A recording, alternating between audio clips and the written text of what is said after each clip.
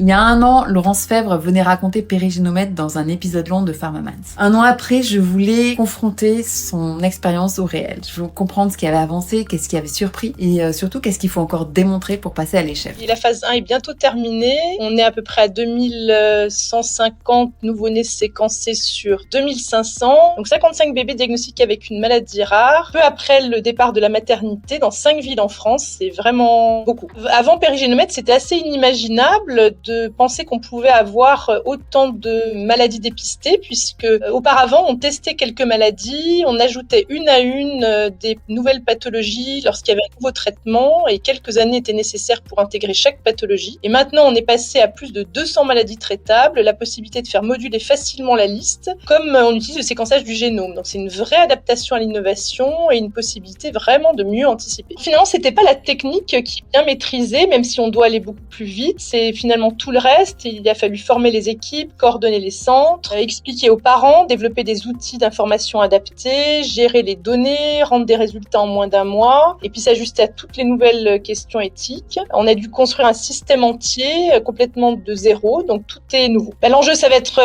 finir la phase 1. On s'attend à avoir un peu plus de 60 bébés dépistés. Dans la phase 2, on devra en avoir plus de 400, et l'enjeu va être de démontrer l'utilité clinique pour étendre le projet à la France entière et le passer dans le soin courant. C'est sûr que ça envoie un signal. La France s'engage beaucoup actuellement dans l'innovation autour de la prévention. C'est précisément la raison pour laquelle j'ai créé ce format off, parce qu'un épisode ne prend pas fin à sa diffusion. Parfois, le plus intéressant se révèle 1 an après ou plus tard, lorsque l'on observe la big picture, l'évolution véritable du projet.